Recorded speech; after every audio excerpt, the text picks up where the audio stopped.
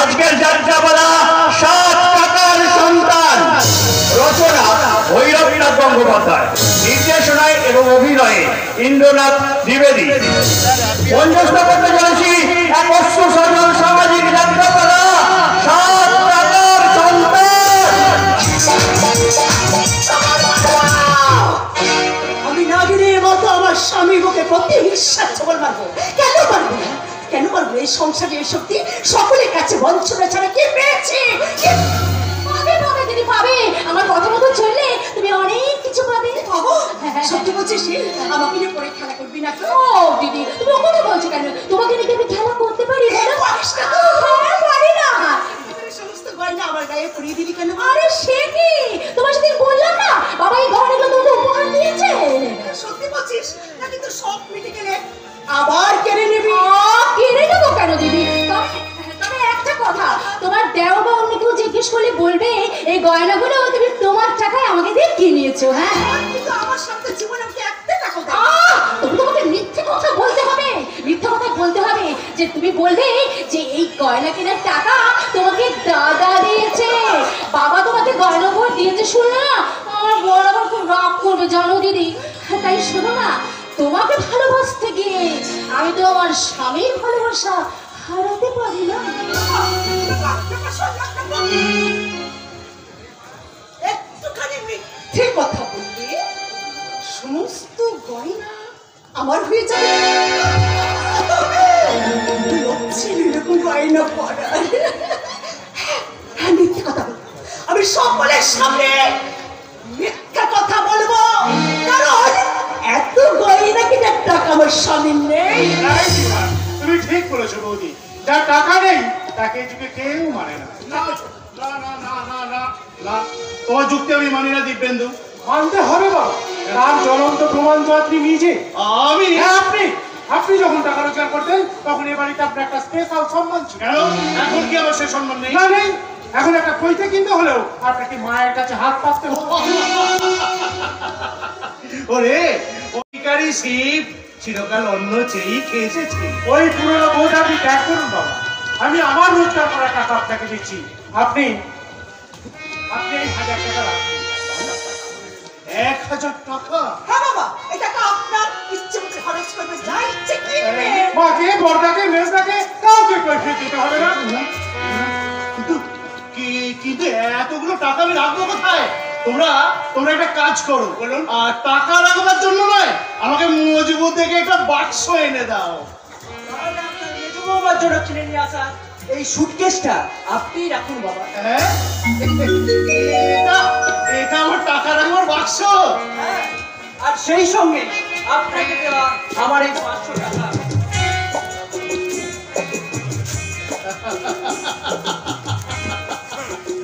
আমার ছোট ছেলে দিয়েছে 1000 টাকা, মেজো ছেলে দিয়েছে 500, সঙ্গে একটা দামি সুটকেস। অথচ আমার বড় ছেলে ওই 7 টাকার সন্তান কোনোদিন আমার হাতে 7 পয়সা তুলে দেয়নি। সব দিয়েছ ওর মাকে। বড় বৌমা, তোমার শাশুড়ি আসার আগে এই টাকাগুলো গুছিয়ে রাখো তো মা। বৌদিকে দিতে হবে না বাবা, আপনার মেজো বাবা এসে সব ঠিক করে দেবে। হ্যাঁ বাবা, আমি আপনার সবগুলো ঠিকঠাক করে গুছিয়ে দিচ্ছি। রাখো বৌমা, রাখো।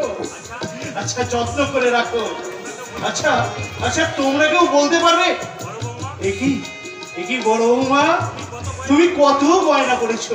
বাহ, চমৎকার মানিয়েছে তো তোমাকে। বাড়ির সকলে তো আপনাকে ছোট জগন্নাথ করে রেখেছে। না, আর আমি ছোট জগন্নাথ হয়ে থাকবো না। আমার হাতের সুটকেস আছে নগদ 1000 টাকা। এবার থেকে আমি সংসার দেখবো। ওই টাকার জোরে আমি আবার আগের এই জীবনে ফিরে যাব। ওরা আমাকে এতদিন অকেজবিদ্ধ করে রেখেছিল, কিন্তু না, তোমার শাশুড়ি আমার উপর আর খবরদারি করতে পারবে না। কি ব্যাপার, তোমার হাতে আজকে নতুন সুটকেস? কেন থাকতে নেই? সবই কি তোমার হাতে থাকবে না? কি বললে? বাবা তো ঠিক কথাই বলেছেন মা। তপেন্দু, তোর গলায় যেন আজকে বড্ড বেশি ছাঁচ। ভোর হয়ে গেছে আর ছলনার রাত্রি। মা, মাত্র 20 দিনের মধ্যে আমরা এই সংসারের সবচেয়ে বড় জাদুঘরের জাদু আমরা ধরে ফেলেছি। ওরে তপেন্দু, দিব্যেন্দু, এটা সংসার, এটা আদালত নয়। আর এই সংসার আদালতের কাজ করায় আমরা আসামি করেছি আপনার এই 7 টাকার সন্তান শুভেন্দু মুখার্জিকে। কিন্তু বৌমা, তুমি এমনি করে তোমার শাশুড়ির নাম মুখে আনলে? সবাইকে আপনার মতো পুরনো দিনগুলোকে আঁকড়ে ধরে বসে আছে। সবাইকে আপনার আর আপনার কালজ্ঞানীন বড় ছেলে কথা আমি শুনে চলবে। বড় বৌমা, তুমি ভিতরে যাও না। কেন কেন ভিতরে যাব? তোরা সবাই মিলে দলে বেঁধে এসে আমাকে আক্রমণ করবি, এই ভয়ে আমি ভেতরে যাব না। আমি তোদের ভয় পাই না, কারণ আমি আমার সন্ধানী দৃষ্টি দিয়ে এসে বুঝতে পেরেছি তোরা তোরা আমার সত্যের সংসারে এমনি করে মিথ্যের ছবল এনেছিস। কারণ পদ্মার হাতে নতুন সুটকেস, দিবেন্দু তপ্তেন্দুর গলায় বড্ড বেশি ঝাঁজ, বড় বৌমার গায়ে অনেক গয়না, আর ওই অসৎ ব্যবসাদারের মেয়ে চটপট কথাবার্তায় আমি বেশ স্পষ্ট করে বুঝতে পেরেছি তোরা লোভ লালসায় উন্মত্ত হয়ে আজকে চরিত্র বিক্রি করছিস। My mother attacked by her son, her daughter-in-law and her husband. দারুণ সংবাদ, আমার মা তার দুই পুত্রবধূ এবং স্বামীর দ্বারা আক্রান্ত হয়েছেন। আমি আমার বিশেষ ক্যামেরায় সেই দৃশ্যের ছবিটা তুলে রাখলাম। তারপরে আমি বলছি যে ছবিটা স্পষ্ট হয়ে উঠবে লোভী, স্বার্থপর, চোর ওই শুভেন্দু মুখার্জির প্রতিমুখী বলে। যে শুভেন্দু মুখার্জি এই সংসারকে ফাঁকি দিয়ে সারা জীবন ভাববাবানি করে তার স্ত্রীর গায়ে তুলে দিয়েছে বহুমূল্যের অহংকার। আমি যে মিথ্যাবাদী নই সেটা আমার অহংকার। আমি আমার রোজগারের টাকা আমি আমার মায়ের হাতে তুলে দিয়েছি। আমার মা তার কথা, আমার স্ত্রীও মাথা উঁচু করে বলবে তার গায়ে একটি গয়নাও আমার নিজের টাকায় কেনা নয়। মিথ্যা কথা। আমার গায়ের সমস্ত গয়না তোমার টাকায় কেনা।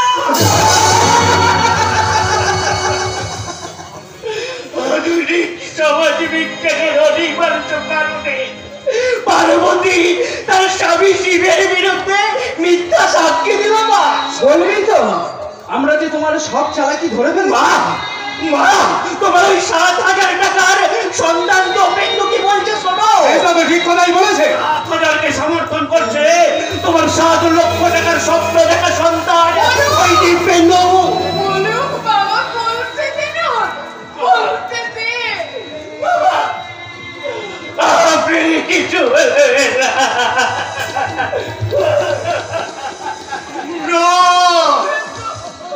আমি মহাদেব অকণ্ঠ লোভের বিষ পান করে আমি হজম করতে পারছি না, আমার উমিরেও দিতে পারছি না। তাই সবটুকু লালসা ভেবে আমি নিজের কণ্ঠে ধারণ করে নীলকণ্ঠ হয়ে প্রতিবাদহীন বোমা হয়ে গেলাম।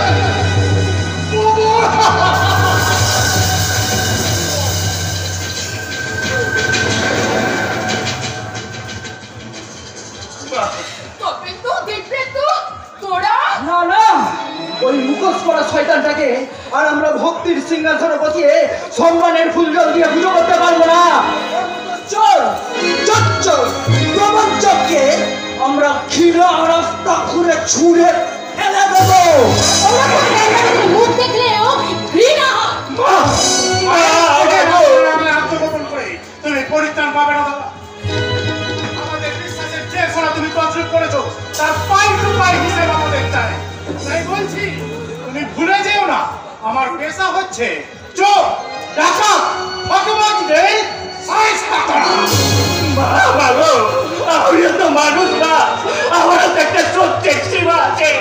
সবাই যদি সেই সীমা অতিক্রম করে আমার আত্মসম্মানকে পুরো করতে চায় তাহলে যে আত্মহত্যাটা আর পায়ে থাকবে না। ওরে না রে না, বাবা শুভেন্দু না। ওরে না, তোকে আমি কিছুতেই আত্মহত্যা করতে দেব না। ওরে বাবা, আমি বেঁচে থাকতে তোর আত্মসম্মানে কেউ এতটুকু আঘাত করতে পারবে না। আমি তোকে বঞ্চনার রৌদ্রতা ধরে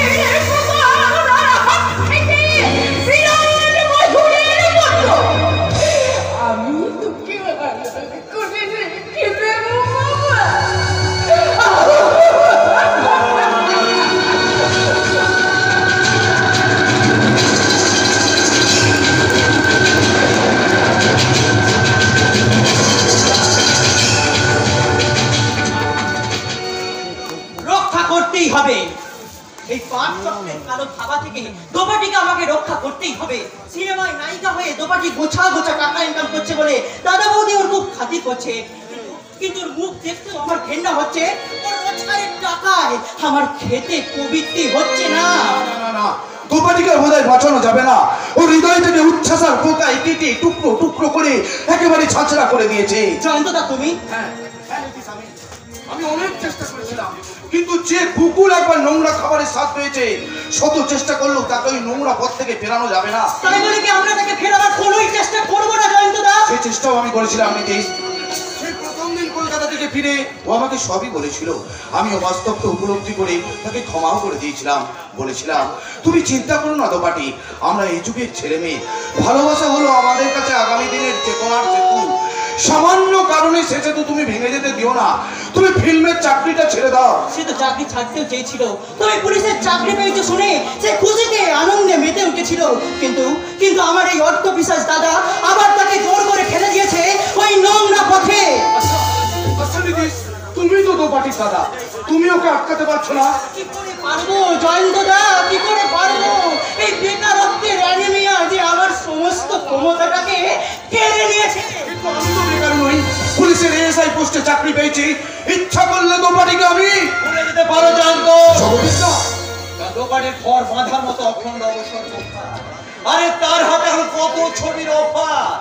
আজই একটা ভক্তিমূলক ছবিতে কন্ট্যাক্ট করার জন্য ওই পল্লীবান এন্টারপ্রাইজের মালিক আসছেন গাড়ি করে নিয়ে যাওয়ার জন্য। আচ্ছা আচ্ছা, আপনি কি সেই জগদীশ দা কথা বলছেন? কেন চিনতে পারছো না? কি করে পারবো জগদীশ দা? আপনার পোশাক আশাক পাল্টে যাওয়ার সঙ্গে সঙ্গে আপনার কথাবার্তা যে কেমন পাল্টে গেছে। বেলা যখন 9টা বাজে তখন কি ঘড়ি কাটা 6টার ঘড়ি থাকে জয়ন্ত? জগদীশ দা, সেই জন্যই বুঝি যুদ্ধবীর ছাটাই শ্রমিকের পরনে আজ ম্যাচ করা প্যান্ট শার্ট। পান্ডাগানদের ভয়ে যে বাজারে বেরোতে পারতো না, আজ তার বাজার করার থলিতে জিনিস আর ধরে না। জানতো? কিন্তু তুমি কি জানো দাদা, তোমার ওই জীবনের ঘড়িতেও একদিন বেলা 12টা বাজবে। বাজলো।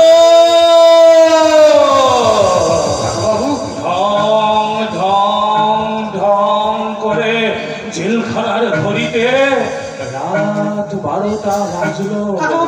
বরিশালের জেল অশ্বিনী কুমার দত্তের নির্দেশ, যেমন করেই হোক জেল থেকে পালাতে হবে। তাই আমি আর রহমত ভাই চুপি চুপি হাজির হলাম ইংরেজ জেলখানার ফটকের সামনে। ব্রিটিশ সরকারের সেন্ট্রি তখন ঘুমাচ্ছে। আমি আর রহমত ভাই ঠিক এমনি করে ঝাঁপিয়ে পড়েছিলাম ওই ইংরেজ পাচাটা সেন্ট্রির ঘর। সুখের সংসারের পাহারাদার জগদীশ দত্ত, তুমি তোমার মিথ্যে সুখ বেশি দিন পাহারা দিতে পারবে না। পাগলামি করে যাইও না রে। পাগলা মামুলি করছেন জগদীশ দা। তুমি সুখের নেশায় মাতাল হয়ে গেছো দাদা। মুখ সামলে কথা বলবি। তোরা আমাকে যে পথে নিতে চাইছিস আমি সেই পথে পা বাড়াবো না। कदम कदम बढ़ा है जा, खुशी से गीत गा है जा। একদিকে ঝাঁসির রানী লক্ষ্মীবাই আর অন্যদিকে ভালোবাসার শেষ সম্রাট শাহিনশা বাহাদুর শাহ। একদিকে রানী বলছে মেরি ঝাঁসি দুঙ্গি নেহি, আর অন্যদিকে শাহিনশা বলছে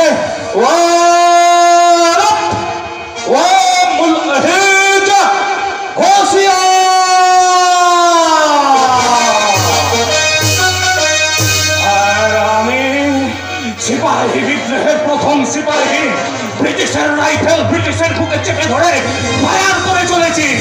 বুম! বুম!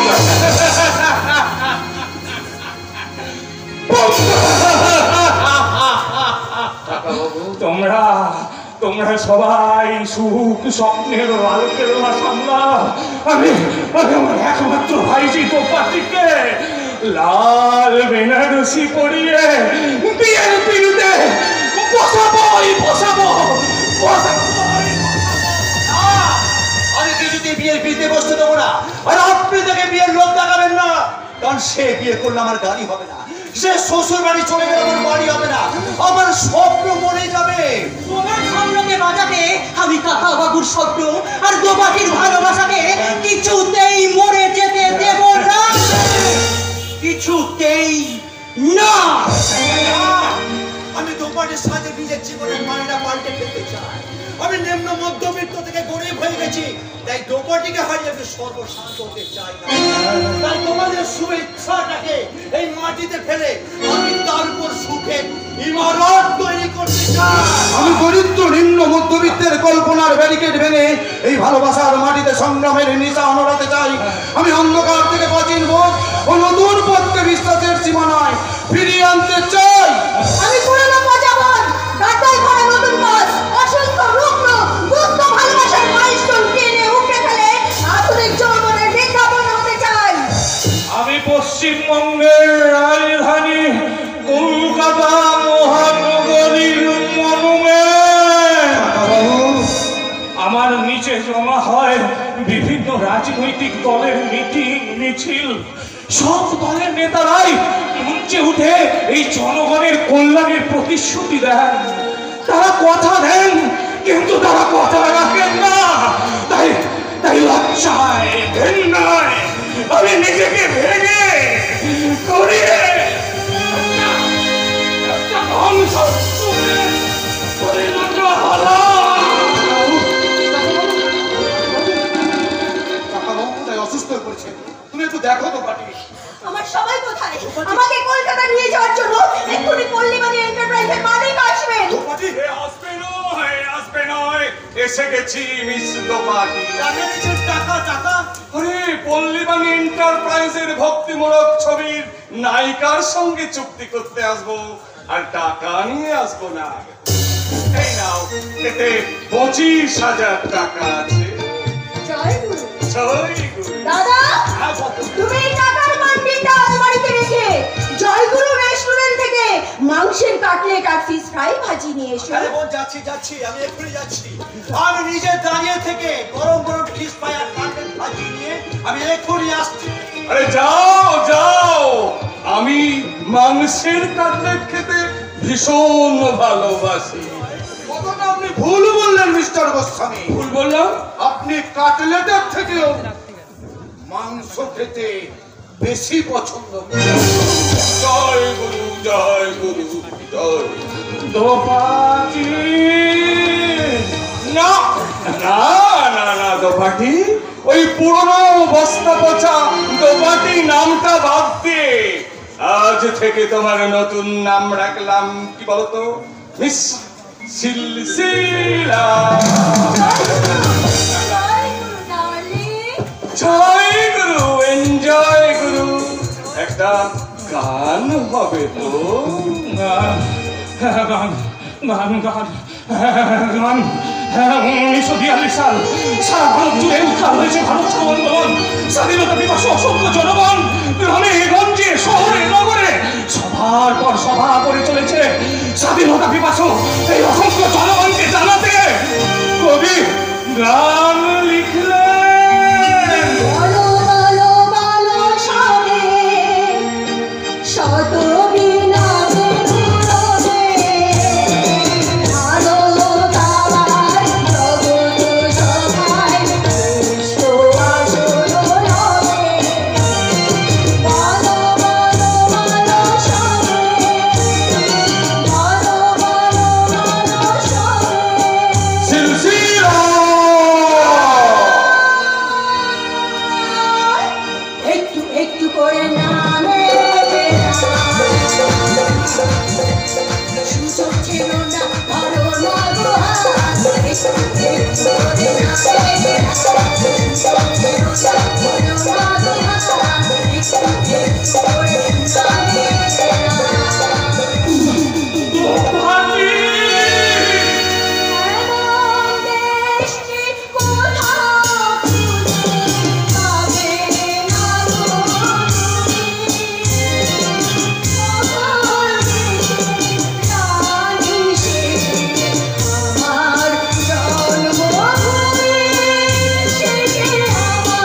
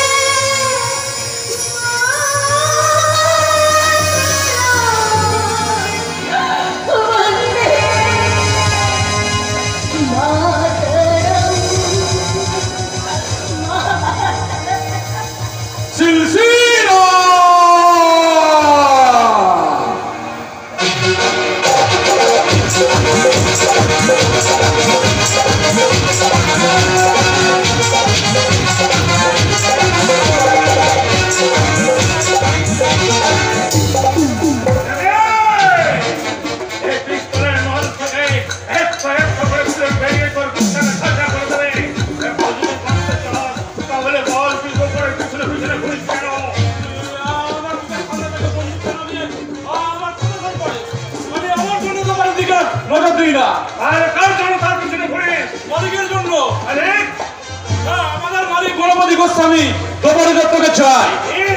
এত সাহস সালা গণপতি গোস্বামী, যার জন্য সালা লাখ লাখ টাকার মালিক, যার জন্য চলছে সালার 2 নম্বরই বেআইনি কারবার, সেই পরেশ পালের মুখ থেকে খবর নিতে চাই।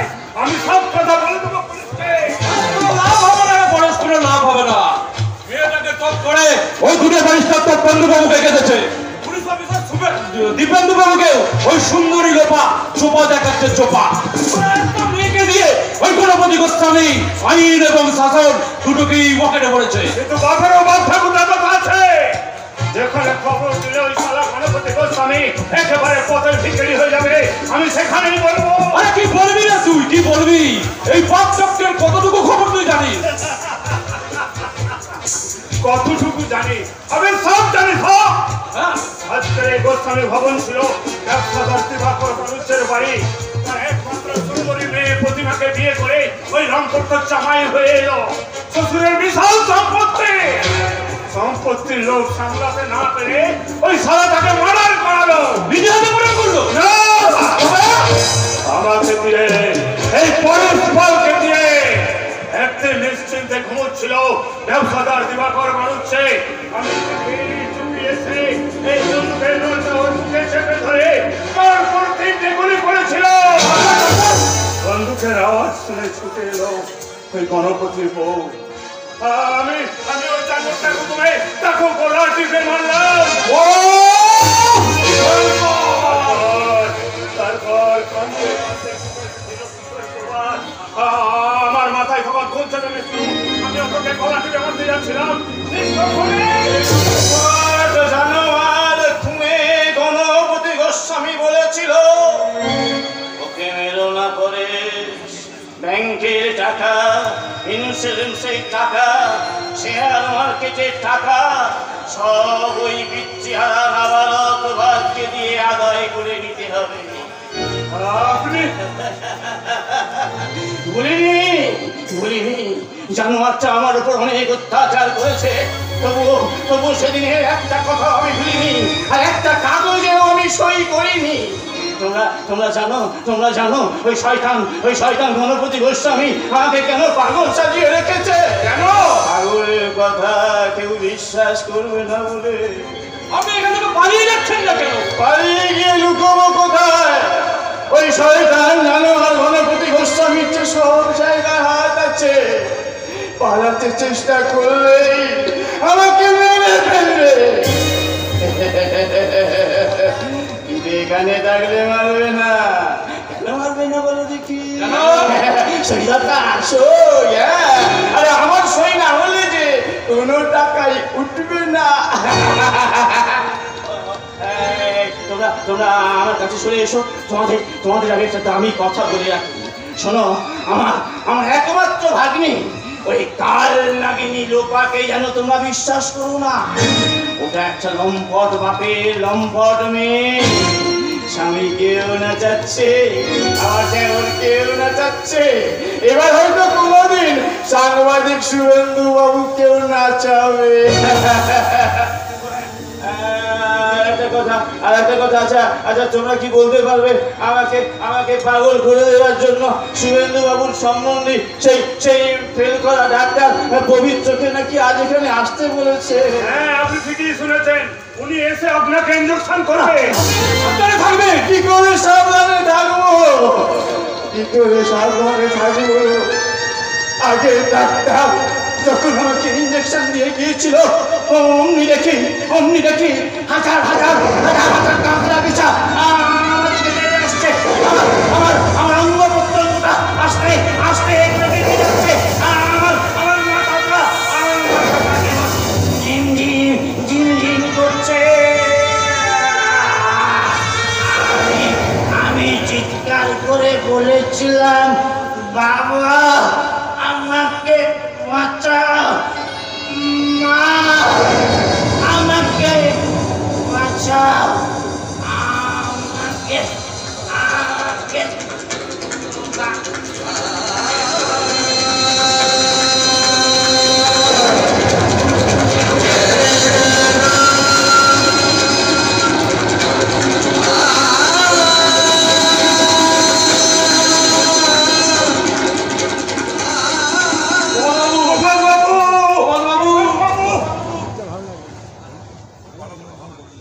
বাবা আমাকে চোখের সামনে মরতে দেখে প্রভাত বাবুর সেই ছেলেবেলা থেকেই মাথায় গোলমাল। পাপে ওর এই অবস্থা। তুই যে এত পাপ করছিস, তার বিনিময়ে গণপতি বাবু তোকে কি দিয়েছে? টাকা। টাকা? সেই সঙ্গে রংপুর চামর গণপতি গোস্বামী তার মাথাটাকেও আমার কাছে বিক্রি করে দিয়েছে। আর পুরোনো দিনের কথা ভুলে গেছে গৌহাটি জমনে ডুবে করে। কিন্তু গৌহাটি আমার চাই, ওকে আমার কাছ থেকে কেড়ে নিতে গেলে একেবারে গুলি করে নাচ বানিয়ে দেবো। তুলে আরেকটু তুলে আমরা ব্যাপারটা লেন্সের বাইরে চলে যাচ্ছে। বন্দুকের নোটটা আরেকটু তুলে ধরো। আরে বোঝাই দারুণ কম্পোজিশন করেছে, অদ্ভুত লেখা। ভাই এই বোম্বের সঙ্গে ক্যালকাটাকে আবার নিশ্চয় করা। এই অমিতাভ বচ্চন আবার মিঠুন চক্রবর্তী, কিন্তু নায়িকা হ্যাঁ নায়িকা মানে হিরোইন, যিনি হেরোইনকে এই চলতে আমার আসতে দেরি হয়ে গেছি। লোপা কোথায়? লোপা আপনি বলুন, আমি এক্ষুনি পাঠিয়ে দিচ্ছি।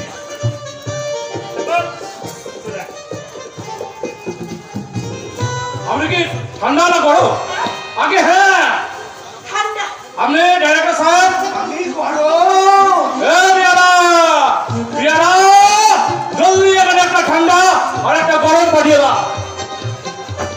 আমি ঠান্ডা চাইলেন কেন? মানে আমিও গরম আপনিও গরম। এই গরমে চলতো ভালো। মানে সিনেমায় অভিনয় করতে গেলে একটু গরম হয়। আপনার মুখটা কি সুন্দর, যেন আকাশ থেকে চাপটা ছিটকে এসে আপনার ইয়েতে করে ভেবেছেন। কি ভেবেছেন আপনি? অসভ্যতা একটা সীমা থাকা দরকার। আপনি কি মনে করছেন আমি একজন অভিনেত্রী, তাই না? আচ্ছা আপনি কি জানেন আমি একজন হচ্ছি ওই লোপার পরমাত্মা, মানে ওর যা। দেখছি গোটা বাড়িটাকে স্টুডিও মনে করেছে। সরি ম্যাডাম, সরি, কিছু মনে করবেন না। আমি একজন ডাইরেক্টর তো, তাই ছবির ডাইরেকশন দিতে দিতে এই সংসারটা আমার কাছে স্টুডিও হয়ে গেছে। জীবন্ত মানুষগুলো হয়ে গেছে এক একটা ছবি। Sorry madam, sorry sorry, good bye, good bye.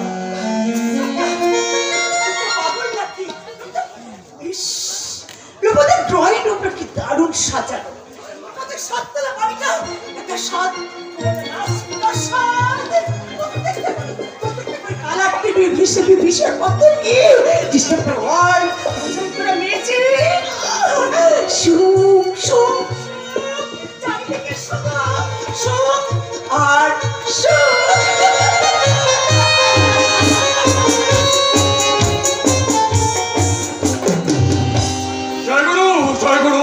বিপদ যখন আসে চারিদিক থেকে একসঙ্গে বিপদ চলে আসছে। নয়না যখন ওই সোনার ভাট পাচার করছিল, second police officer Jayanta Sen নাকি তাকে দেখে ফেলেছে। এখনই পুলিশ হয়তো আমার বাড়ি রেড করতে পারে। ঠিক আছে, ঠিক আছে, এই অবস্থায় আবার দীপকেন্দু ছুটিতে আছে, আমি ম্যানেজ করে নেব। আমিও তো গণপতি গোস্বামী। তারপর দেখো ওই second police officer Jayanta Sen, তোমাকে আমি নিষ্ঠুর জল্লাদের মতো, জেনে ফেলেছি গণপতি গোস্বামী। আসুন আসুন পুলিশ অফিসার জয়ন্ত বাবু, বলুন, এখন তো বলুন আপনি আমার কি ব্যবসার কথা জেনে ফেলেছেন। তার আগে আপনি বলুন, হ্যাঁ, মিস নয়না বলে কোনো মহিলা আপনার বাড়িতে থাকেন? মিস নয়না? হ্যাঁ, মিস নয়না। কই না তো, তাকে আমি কোনোদিন দেখিনি। কি আশ্চর্য, অথচ তাকে আপনার বাড়ির দরজা পর্যন্ত আসতে দেখেছি। বাবু, আমাকে না জানিয়ে আপনি মেসমশাইয়ের বাড়িতে এসেছেন কেন? স্যার, আপনি ছুটিতে, আপনার রিপোর্টার দাদা আমায় থানায় গিয়ে বললেন।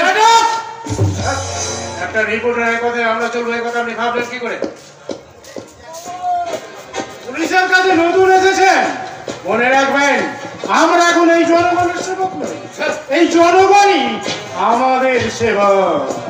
যান যান মশাই, যান অফিসে ফিরে যান, কিছু মনে করবেন না স্যার। সর্ষের ভেতর যে ভূত ঢুকে বসে আছে তা আমার জানা ছিল। স্যার, আপনি শুধু একমাত্র পুলিশ অফিসার নন, এদেশে আরো ভালো পুলিশ অফিসার আছে। ভালো ভালো ভালো মানে কি? ভালো, ও ভালো মানে হচ্ছে টাকা বাবাজি, টাকা।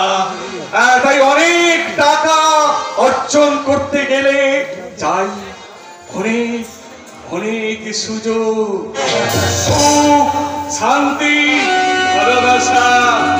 আর এই টাকা ছাড়া আজকের দুনিয়ায় সব কিছু ফাঁকা বাবাজি। টাকা টাকা টাকা টাকা টাকা টাকা টাকা টাকা টাকা মানে সুখ, টাকা মানে শান্তি, বুঝেছো? জয় গুরু, জয়।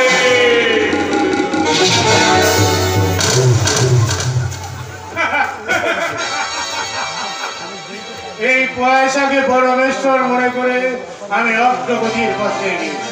আমি জানি, আমি বুঝি পয়সা এই যুগে মানুষের কৌলিক মেনে দেয়।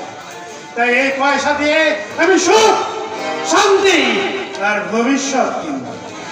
আর উপভোগের জন্য কিনবো আনন্দ মধু।